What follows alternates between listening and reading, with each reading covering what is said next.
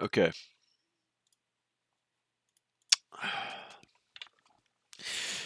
Good afternoon.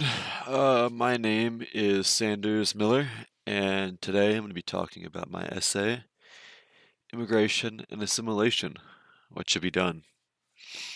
And I'm going to explain what was going on behind the scenes while I was writing it.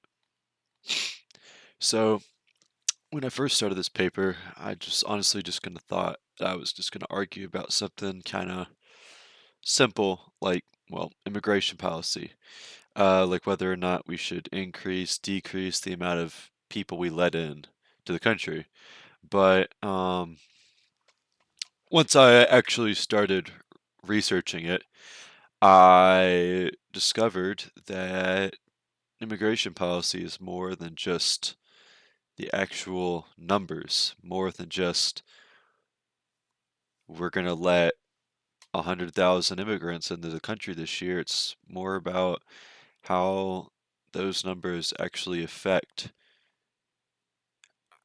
immigration into the affect our culture and how we live affects everyone's everyday life. So, it's about what it means to be an American. Um, that shift when I was doing my research kind of changed my entire approach to the paper. And instead of focusing on policy details, I started focusing on national identity and how that approaches immigration debates. Um, and so I decided to argue about, as it shows in my intro paragraph right here, about how immigration reform should promote structured assimilation, especially uh, learning English, as well as civic education, because those things create social trust and political stability. Um, but where was I going with that? Um, when people come from another country with their own cultures, ideas, backgrounds, beliefs, everything, um, that is, at the bottom line, that is a good thing.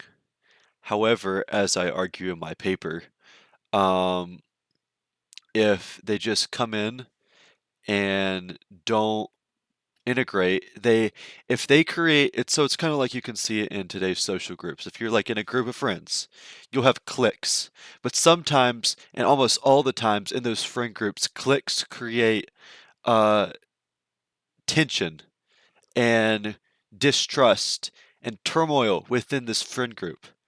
And if you don't stamp out these cliques and essentially force everyone to be friends and buddies and not against each other's throats, this is like a click. It's kind of like a microcosm of what not focusing on forcing these immigrants to assimilate into our country will do. Because all it's going to do if they don't assimilate is just going to cause distrust and social fragmentation of our nation's culture. And again, I argue this pretty heavily in the paper. So I took a couple big sources. I wanted to start with my Pew research data. It shows that people who define American identity in cultural terms, like being born here or being Christian, are more likely to want immigration reduced. However, people who define it in civic terms, like respecting the law or participating in democracy, are more open to immigration. This helped me frame my entire debate as a disagreement over identity rather than economics or crime. I also used research from this guy called Michael Jones Korea and how they feel like they're perceived in the US.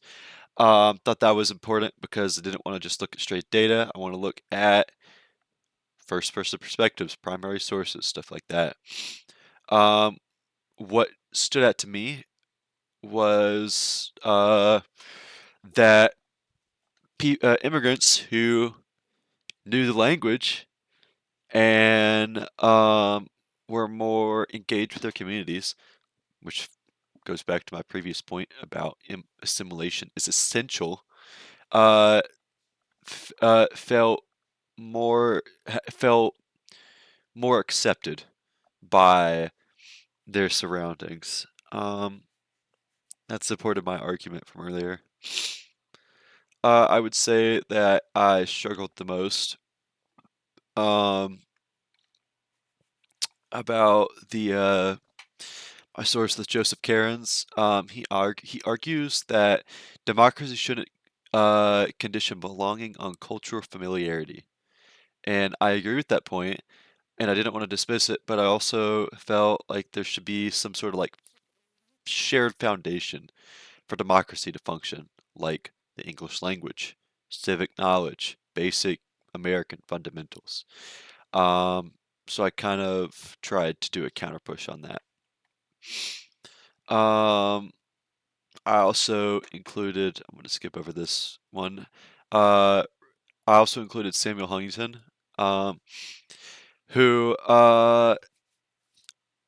talks about how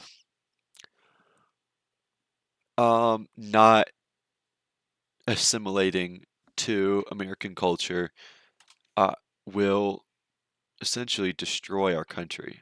But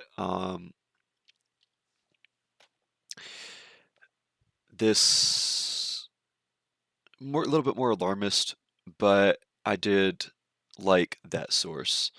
Um, but to conclude, really think that I found out immigration debates are way more complex than they seem at first. Identity, huge role in shaping opinions, policy opinions especially. And I had to redo my thesis twice while doing this, but I think that I really ended up with something solid. But yeah, sources, yeah, whatever. Any questions? Um, Feel free to email me, spm0071@auburn.edu. Thank you. Okay, and I'm just gonna like, yeah.